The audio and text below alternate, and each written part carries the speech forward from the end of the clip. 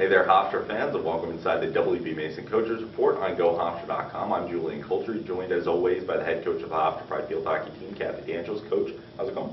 Good, very good. Well, first question, we'll jump right into it. You had a couple of games this past week, including one yesterday, so we get one extra game to talk about now in our time here. But we'll focus on the games that happened last week. How did you think you guys played? Well, we're playing very well. Unfortunately, we're not getting the wins, but the schedule is so challenging. Excited about our game against UNH and just down to the last minute and a half when they scored, and we couldn't find the back of the net. But it really was a great contest, and we saw some nice things with the team and a lot of progress. Well, the last time that you and I met, we talked a little bit about UMass Lowell, and it was a team that maybe you guys didn't know a lot about, but it was also a team that you guys had a possibility of getting a victory over, which you guys were able to do, and it was a nice victory for you guys. You got a couple of different goal scorers out there, a bunch of different people were able to get the ball in the back of the net. What did you think was the biggest accomplishment that you had in the game against UMass? Well, I think the greatest attribute in everything that happened was we had 6 different goal scorers, and that just really is a credit to the players and the depth that we have. And it's not just the 2 goal scorers that have been stepping up. We do have a number of players that can score, so that makes us very dangerous and makes us such a threat and makes it difficult for teams to scout us. Now, when it comes to that game as a total, is there anything that maybe you can take away to improve in a game where you do have so many goals scored, maybe defensively or offensively? Well, they scored first, and so we weren't, we were not happy about that happening. But we've been in that position several times this year, and extremely resilient to that, and we always do come back. So I'm never really afraid of that happening, but it is something where we have to. It becomes very critical when we get into the CAA, where it's a 1 and a 2 goal game, and so those type of things we really do not want to see happen. We want to be prepared at all times. So. Later on in the weekend, you guys take on the number 20 team in the country, and University of New Hampshire. Going into that one, you guys had a lead 2-0. You wound up falling 3-2. What did you say to your team afterwards? Well, we're playing great hockey. There's nothing to say other than that, and that's the most important thing in a non-conference game. And we need to use these games, certainly the teams that are in the top 20, as a platform for coming up this weekend with the number 1 seed Drexel, and then going forward from there. But like I said, I think the most important thing of playing a challenging schedule is that we're getting better, and we're seeing the outcome. So and that is happening. Well, once again, getting on the score sheet was Whitmer, and she has just been very good in terms of either putting the ball in the back of the net, getting some assists. What have you seen from her on her offensive style of the game that maybe you don't see from a lot of players that are going into their first year freshman-wise? Right. Well, she is a very offensive player. Unfortunately, because she's in her center back position, she doesn't have a lot of opportunities to go on the attack. When she does, she's very dangerous. And we do have her on the attack corner because she's such a scoring threat. She has a great stick and one of the best tippers that we have on the team. So it's really exciting to get her up there.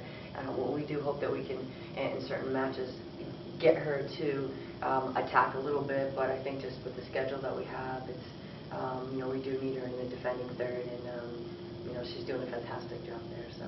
Now let's move ahead to the game that you guys actually just got back from last night. It was against the number 1 team in the country, the University of Maryland Terrapins. So before we kind of get into what happened in the game, there's not a lot of teams on this campus that get to say that every single season they get to match up with the number 1 team in the country. So how do you go about preparing for the best team in the NCAA at that time? Right. Well, I think we were prepared for the game, and we were as prepared as we possibly could be, physically and mentally. And most importantly, we were so thrilled to get this opportunity. And it was such an exciting game. I mean, certainly the goals that they put in were just magnificent. But we really had a great match against Maryland. And it is a credit to every single player on our team. And we played with them. And they're so dangerous in the striking circle that it was the goals that went in were just unstoppable goals. Caitlin Detura, our keeper, had a number of saves, and she came up huge with some very, very big saves. But the shots that they had were just absolutely magnificent. But we played a great game, The team, we were very thrilled after the game, very happy, and every player had a blast playing. It was that type of a game that you actually had a lot of fun. We did create a lot of attack and hit the post a couple of times, so it's exciting when that happened. I mean, not really exciting post, but it goes to show that we were there and we had opportunities that we just missed the back of the net. So. Well, the final was 6-0, but a respectable 6-0. As you mentioned, it was against the #1 team in the country. So what do you think this game and really the whole out-of-conference slate? You've taken on top 20 teams all the time. You played University of New Hampshire was ranked. Now you play Maryland. How does that prepare you for the rest of your schedule now? Well, it has put us at that playing at the very highest level. And in order for us to, this is very crucial now, it is in order for us to get into the top 4, each game is so critical. And in order to win, you have to play your best hockey, and the teams in our conference and those in the top 4 play an amazing, challenging schedule. So we know we had to do what we did, and I'm really, really happy how we performed with such a young team. Most importantly, to see the development of the young players and all the players, and for that matter, it is just truly exciting as a coach. So.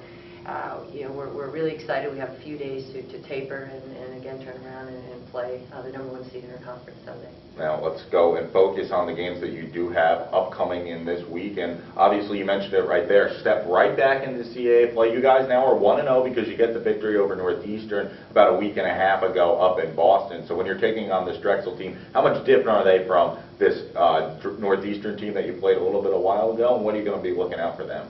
Well, there's not going to be much of a difference between the two teams. I think for us, we're so excited to be able to play Drexel at home. And as far as the CAA game goes, it's all about preparation. And it's not about just this past week. It's from day 1 of preseason, us always continuing to get better, to challenge ourselves all over the field. And we've done all that. But as far as Sunday goes, we have done everything now. It's just about mental preparation, fine-tuning different things in our defensive structure. We're not going to change anything in our game. We know what we need to do is focus on Hofstra and what our capabilities are. So. Now let's focus a little bit more on an individual player. Who do you think the X factor has to be in this game against Drexel? Well, as far as an individual player, we need Janelle Boileau to step up. We need her to continue to lead.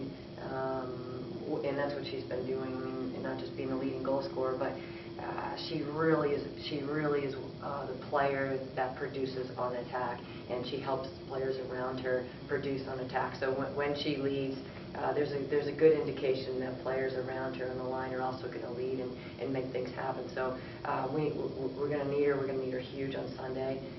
But again.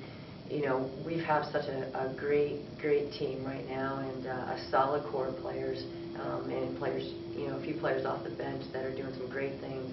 So it's going to be an overall team performance. Also coming up on the docket, you guys have a matchup against the University of Albany. How do you make sure that you don't overlook this game against University of Albany and maybe prepare a little bit too much for Drexel, since you do have to split? You're going from conference play to non-conference play. Right. Well, we're quite familiar with Albany. They're having a really great year this year. Another top 20 team, and nothing different than anything on our schedule. Importantly, we do have to. It is critical to focus on Drexel right now, and then we have the bye weekend off, and we get an opportunity to play another non-conference game, which is great, and it allows us an opportunity to do some different things if we need to going into the final few weeks of the season. So. Well, finally, Coach, what do you have to do to pull up that second victory in CAA play against Drexel? Well, the #1 thing is it is all about the team. It's about the performance of the overall team. So we need each individual on this team mentally and physically prepared for Sunday, and step out there with all the confidence and really everything that we have prepared for all year, and put it all together for Sunday. All right. Thank you, Coach. Hofstra fans, remember you can tune into the WB Mason Coaches Report each and every week right here on GoHofstra.com.